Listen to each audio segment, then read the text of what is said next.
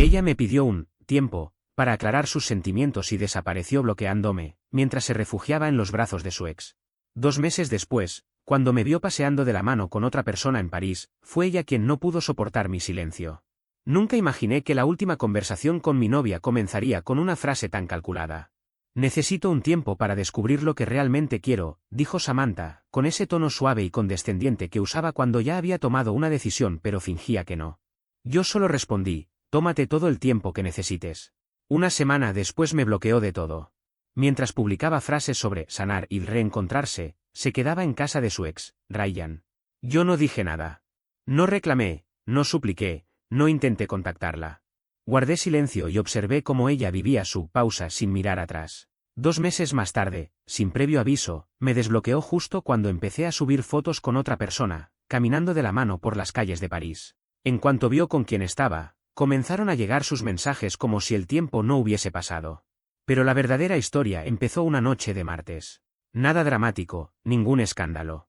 Solo el sonido seco de una puerta cerrándose detrás de un discurso perfectamente ensayado. Samantha, mi pareja durante 3 años, se sentó en el sofá frente a mí. Su rostro tenía esa expresión de falsa profundidad que solía poner cuando quería justificar algo egoísta sin parecerlo. Yo ya sabía lo que venía, lo había sentido por meses. Había señales que no podía seguir ignorando, mensajes nocturnos que escondía, planes de fines de semana con amigas que jamás había conocido, y la manera en que hablaba de Ryan, su ex, con una nostalgia demasiado viva como para ser pasado. Era como vivir en una casa con cimientos podridos, desde afuera no se ve nada, pero cada paso sobre el suelo te dice que algo se está hundiendo. Su discurso fue un guión de manual. Me siento confundida, necesito espacio, no estoy segura de estar lista para el siguiente paso. Cada palabra era un ladrillo cuidadosamente colocado para construir una salida sin parecer una traición. No estaba rompiendo conmigo, estaba buscando una manera elegante de tenerlo todo, libertad para volver con su ex y la seguridad de tenerme esperando en segundo plano. Un permiso temporal, no una ruptura real. Cuando terminó de hablar, hice la única pregunta que importaba. ¿Qué significa exactamente un tiempo? Solo estar separados un tiempo, respondió con fingida madurez. Podemos ver a otras personas si queremos, pero esto no se acaba. Solo, pausa. Ahí estaba la verdad desnuda. Ryan ya estaba en la ecuación. Todo este monólogo no era más que la antesala de su reencuentro con él, mientras yo quedaba como plan B. Yo no grité ni discutí. Estaba demasiado cansado. Cansado de caminar con cuidado, de sentirme controlado, de saber que para ella era más un soporte que una prioridad. Así que asentí con calma y dije: perfecto. Tómate todo el tiempo que necesites. La felicidad inmediata en su rostro fue casi insultante. Como si acabara de recibir un permiso especial sin consecuencias. Sabía que ibas a entender. Dijo, ligera, como si ya tuviera resuelta la vida. Entonces pregunté: ¿y durante este proceso de autodescubrimiento, dónde vas a quedarte? Su sonrisa se borró en un segundo. ¿Cómo que dónde? Aquí, obviamente. Me puse de pie y mi voz se volvió tan firme como una pared de concreto. No un descanso significa que no estamos juntos, y si no estamos juntos, no vivimos juntos. Este es mi departamento. El contrato está a mi nombre. A partir de este instante ya no eres mi pareja, así que, básicamente, tu estadía terminó. Mañana cambio las cerraduras. Te recomiendo que empieces a empacar. La mirada de desconcierto absoluto que me lanzó fue la primera emoción auténtica que le vi esa noche. Ella creía que me pondría en pausa, no que se expulsaría a sí misma de mi vida. Actualización. Lo que vino después fue un espectáculo digno de un manual de manipulación emocional. Primero vino la burla. No estás hablando en serio. Solo estás dolido porque fui honesta. Luego, la rabia. No puedes echarme. Tengo derechos, vivo aquí. Después, la súplica. Está bien, lo siento. Olvida que dije eso. No necesito un descanso. Quedémonos como estábamos. Yo no cedí. Fui al armario del pasillo, saqué las cajas vacías de mi última mudanza y las dejé en medio del living. No necesitaba discutir más, ese gesto hablaba por sí solo. Esa noche durmió en el sofá tras intentar, sin éxito, que le dejara entrar a la habitación. A la mañana siguiente me fui temprano al trabajo. Le dije que tenía hasta las 5 de la tarde para sacar sus cosas porque a esa hora llegaba el cerrajero. Su respuesta fue llevar la pelea al único lugar donde creía tener poder, las redes sociales. Cuando llegué a la oficina, mi teléfono no paraba de vibrar.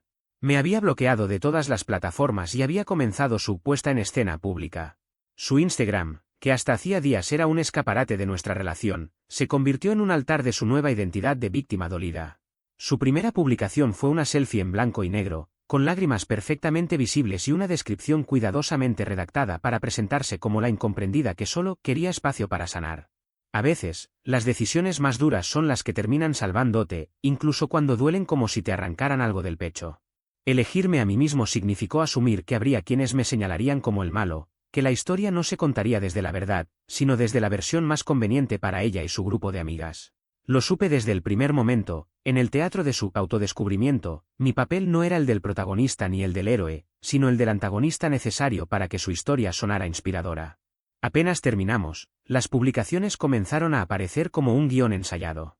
Frases vacías de autoayuda, fotos cuidadosamente editadas y comentarios de su círculo más leal inundaron sus redes. Eres tan fuerte, amiga. Qué valiente decisión. Estás más linda que nunca. La libertad te sienta bien. Su pérdida, no la tuya. Cada uno de esos mensajes era como un ladrillo en la pared de una versión distorsionada de la historia, donde ella aparecía como la víctima resplandeciente y yo como el hombre roto, incapaz de manejar su proceso de sanación. Yo era, según su relato, el tipo emocionalmente atrofiado que no supo acompañarla en su viaje interior. El que no estuvo a la altura. Y mientras ella tejía esa farsa pública, yo sabía perfectamente que no era la verdad. Lo sabía porque tenía una voz desde adentro. Amber, su mejor amiga, y en secreto, también mi amiga, veía la historia con otros ojos. Ella no era como el resto del grupo, no compartía esa necesidad de aplastar a otros para sentirse fuerte. Era reservada, lúcida y, a diferencia de las demás, tenía principios. Nuestra conexión venía de tiempo atrás, noches hablando de cine clásico, largas conversaciones sobre cómo ciertas personas se alimentan del drama, y sobre lo agotador que podía ser la intensidad constante de Samantha. Una tarde recibí un mensaje de Amber. Está diciendo que tuviste un brote psicótico y que la echaste sin motivo. Todos están repitiendo esa versión. Mi respuesta fue seca pero tranquila. Ya me lo imaginaba. ¿Dónde está ahora? En casa de Ryan. Fue directamente desde tu departamento. Está actuando como si le hubieran entregado un premio. Nada de eso me sorprendió. Su necesito un tiempo para mí no era más que una estrategia de salida elegantemente maquillada. En realidad, ya tenía dónde caer y con quién. Era un traspaso planificado, no un final trágico. Yo no contraataqué. No escribí mensajes impulsivos. No fui a contar mi versión a nadie. Me limité a observar en silencio cómo levantaba su torre de mentiras. Porque lo supe desde el primer día, cuanto más alto se sube alguien para vender su farsa, más estrepitosa es la caída cuando la realidad los alcanza. Mientras ella publicaba frases sobre libertad y amor propio, yo me dediqué a reconstruir mi vida, paso a paso, con la misma meticulosidad con la que uno limpia una herida profunda. Saqué de mi casa cada objeto suyo. Desde los detalles más insignificantes, una bufanda olvidada en el perchero, sus libros, cremas y ropa, hasta los muebles que habíamos compartido. Todo fue a parar a un depósito que alquilé a su nombre. Le envié la llave y la factura por correo, sin dramas ni grandes gestos. Cancelé su tarjeta adicional. Cambié mi número. Era mi forma de cortar cada hilo invisible que me mantenía atado a ella. Un mes después, cuando creía que todo seguiría igual, surgió una oportunidad que no podía ignorar. Un proyecto de construcción en París, valuado en millones, estaba a punto de desmoronarse, el jefe de obra había renunciado y la empresa necesitaba que alguien tomara el mando de inmediato. 3 meses de trabajo intenso, decisiones estratégicas y presión al límite. Para algunos, sería un reto, para mí, era una puerta abierta hacia una nueva vida.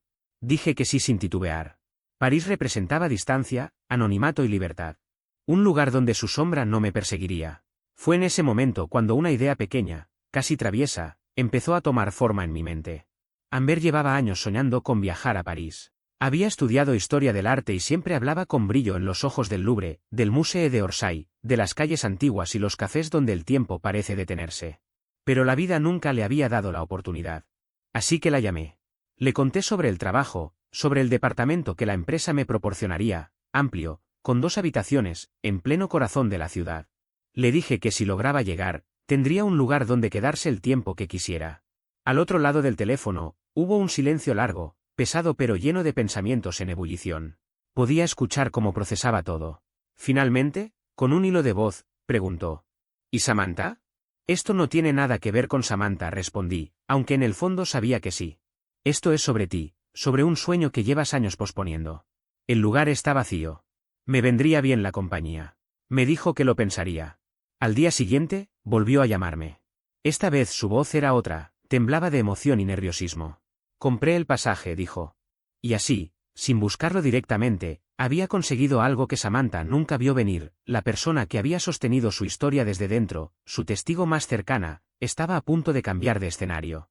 El tablero de juego acababa de cambiar. Los 2 meses que siguieron fueron una revelación. París tenía un efecto curioso. Con cada amanecer, sentía que una capa más del peso que Samantha había dejado en mi vida se despegaba de mis hombros. El trabajo fue extenuante, horas y horas revisando planos, coordinando equipos, tomando decisiones difíciles, pero era real. A diferencia de la relación que dejé atrás, este era un problema que podía resolver con esfuerzo y lógica. Y Amber, ella fue un faro inesperado. 2 náufragos que habían sobrevivido a la misma tormenta emocional, encontrando refugio en un bote compartido.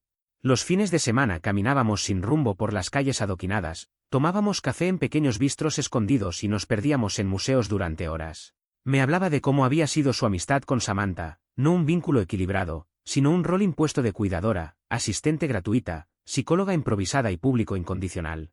Me dijo que, en el fondo, llevaba años sintiéndose atrapada en una relación asimétrica. Con el tiempo, las risas comenzaron a surgir sin esfuerzo.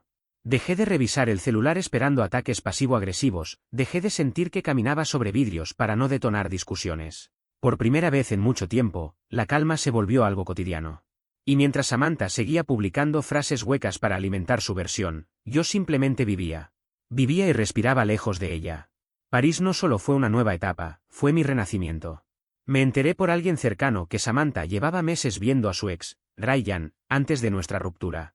Todo había sido planeado con precisión, aquel descanso no era más que un puente cuidadosamente construido para pasar de mi apoyo económico al de él, sin quedarse sola ni un solo día. También me contó que, durante años, Samantha me había ridiculizado frente a sus amigos, refiriéndose a mí como su novio de inicio, su opción segura pero aburrida, el tipo estable que usaría mientras encontraba algo mejor. En respuesta, yo le hablé de la otra cara de la historia, la soledad silenciosa y constante que me envolvía estando con Samantha. Era como ser proveedor, pero nunca realmente pareja. No compartíamos un amor real, éramos 2 piezas atrapadas en un juego que no sabíamos que estábamos jugando, hasta que empezamos a comparar notas y descubrimos el tamaño de la mentira que nos habían hecho vivir. Lo nuestro no nació de un impulso. Fue un proceso lento, lleno de pequeñas coincidencias que, de pronto, se volvieron inevitables. No fue un rebote, fue reconocimiento mutuo. Encontré a alguien que hablaba mi mismo idioma, que entendía el valor de las cosas simples, que no veía el mundo como un escenario sino como un proyecto que se construye a 2 manos. Cuando nuestra estancia en París se acercaba a su fin, con el proyecto completamente encaminado y la fecha de regreso a la vuelta de la esquina, supe que era momento de cerrar definitivamente ese capítulo. Mientras tanto, según las capturas que Amber, aún en contacto con algunos amigos en común, me mostraba de vez en cuando, la vida glamorosa que Samantha había imaginado no había salido como esperaba. Su relación con Ryan duró apenas un mes, en cuanto él entendió que ella esperaba de él el mismo estilo de vida que yo había sostenido durante años, un nivel que ni podía ni quería costear, todo se vino abajo. Terminó viviendo nuevamente en el sofá de sus padres, atrapada en una rutina vacía de desempleo y aburrimiento. Estoy convencido de que en su cabeza ese descanso no era una ruptura real. Era una prueba para medir mi devoción. Esperaba que, tarde o temprano, yo apareciera suplicando su regreso. El silencio con el que enfrenté todo lo interpretó como una señal de que yo estaba abatido y esperando. Lo cierto es que estaba preparándome para darle la respuesta definitiva. Reactivé mi cuenta de Instagram, que había estado inactiva por meses. Publiqué una sola foto, tomada unos días antes, un retrato espontáneo de Amber y yo cruzando el Pont des Arts, el famoso puente de los candados. Íbamos tomados de la mano y riendo, mientras la luz de la tarde caía sobre las fachadas doradas que enmarcaban la escena. La imagen era perfecta, simple y poderosa. El pie de foto fue breve, a veces hay que cruzar un océano para encontrar lo que siempre estuvo frente a ti. Luego vino el paso final, desbloqueé a Samantha. Quería asegurarme de que lo viera. Y lo vio. Exactamente 4 minutos después de desbloquearla, mi teléfono vibró. Un mensaje en mayúsculas, ¿qué? Después, llegó la tormenta. Era una avalancha de rabia narcisista, un torrente desesperado para recuperar el control de un relato que ya no le pertenecía. ¿Quién es ella? ¿Dónde estás? ¿Qué significa esto? ¿Es Amber? ¿Mi mejor amiga? ¿Mi hermana? Estás en París con mi hermana. Después de lo que me hiciste. Escribía, sin respirar entre mensajes. Esto era solo un descanso. Tú tenías que esperarme. La hipocresía era tan absurda que casi resultaba fascinante. Ella, la mujer que había roto conmigo para volver con su ex, me acusaba de traición. Ella, que había tratado a su supuesta mejor amiga como una asistente de segunda, ahora apelaba al sagrado lazo de amistad. Intentó convertir a todos en nuestra contra. Llamó a sus padres gritando que yo había manipulado y robado a su otra hija, que Amber era una traidora imperdonable. Pero no funcionó. Amber ya les había hablado antes. Les contó cada detalle, la infidelidad de Samantha, las mentiras, los años de manipulación emocional que había sufrido como su mejor amiga. Por primera vez, sus padres escucharon la verdad sin filtros, y no de mí, sino de su propia hija. La reacción fue devastadora para Samantha. Su último intento fue aún más ruin, intentó destruir mi carrera. Envió un correo largo y delirante al Departamento de Recursos Humanos de mi empresa, pintándome como un depredador inestable que había engañado a una joven vulnerable durante un viaje de trabajo. Lo que no sabía era que yo ya había anticipado todo. Antes de ir a París, le había dado a mi jefe un informe profesional completo de la situación, mi relación con Samantha, el estado de la ruptura y el contexto personal. Y lo más importante, él sabía que el proyecto en París, que antes estaba al borde del desastre, ahora era un éxito rotundo, adelantado al cronograma y con costos por debajo del presupuesto. Mi reputación estaba blindada. Su correo no hizo más que acelerar su caída. Mi jefe lo remitió directamente al departamento legal, que le envió una carta formal y contundente de cease and desist. Había jugado su última carta y la había perdido con espectacularidad. Había tomado un descanso para encontrar su libertad, y en el proceso perdió absolutamente todo, a su ex, a su mejor amiga, la confianza de su familia y el círculo social que alguna vez la rodeó. Hoy ha pasado un año. Amber y yo seguimos juntos, construyendo una vida tranquila y sólida, alejada del drama que antes me consumía. No hay grandes gestos ni discursos épicos, solo rutinas compartidas, metas en común y una paz que nunca conocí con Samantha. De ella, ya no sé demasiado. No porque nadie me lo cuente, sino porque ya no me interesa saberlo. Hay historias que simplemente se cierran sin necesidad de un gran final. Y la nuestra terminó en silencio, el mismo silencio que ella confundió con debilidad, pero que, en realidad, era mi libertad regresando a mí.